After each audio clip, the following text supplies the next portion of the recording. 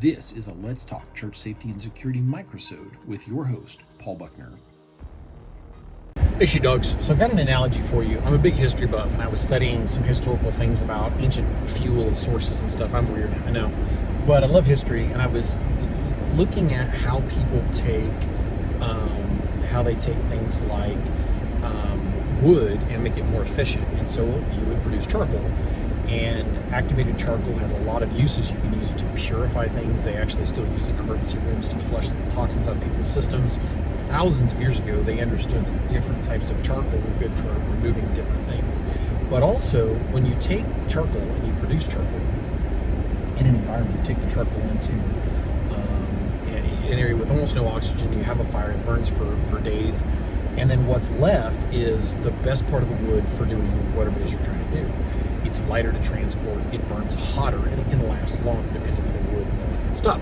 So one of the things that I was really thinking about, because I've had some things in life where I have felt kind of like wood being turned into charcoal, when there's not a lot of oxygen and there's no light, boy, that just reminds me of some of the heartaches we go through in life where we just don't feel like God's close to us, but He's right there. We need to trust the process, because what comes out the other side is going to be more efficient, us, a better version of us, that if we trust the process and we rely on God, we can come out the other side and we can be closer to God, a better version of ourselves, and God can use us more efficiently. Because, like, especially back in Roman times, they had to use that charcoal like maybe in bakeries and in blacksmithing and in different things like that. God needs us to trust the process, and when we rely on Him, He's going to bring us to the other side. He's going to forge us into something new. And I thought, man, I was thinking about that this morning as I was getting out of the first service of my church and getting ready to go serve.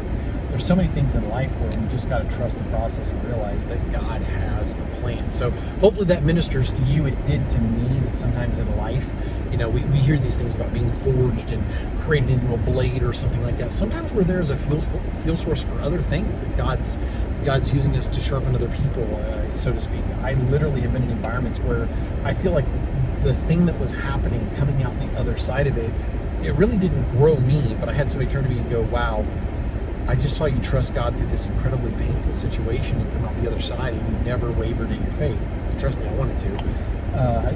But I trusted the process, and I knew God had this. So hopefully that ministers to you. Maybe God's trying to take that pressure and that heat and that intensity, that darkness, and He's trying to turn us into something to use more powerfully. He really wants to use us if we'll let Him. If we trust the process, we might end up being charcoal. Anyway, for what it's worth, may the Lord bless you and keep you. May His face shine upon you. Remember, Semper Disciplina, that lifestyle of discipline training. God bless. If you enjoyed this microsode, check out the video and audio versions of the Let's Talk Church Safety and Security podcast.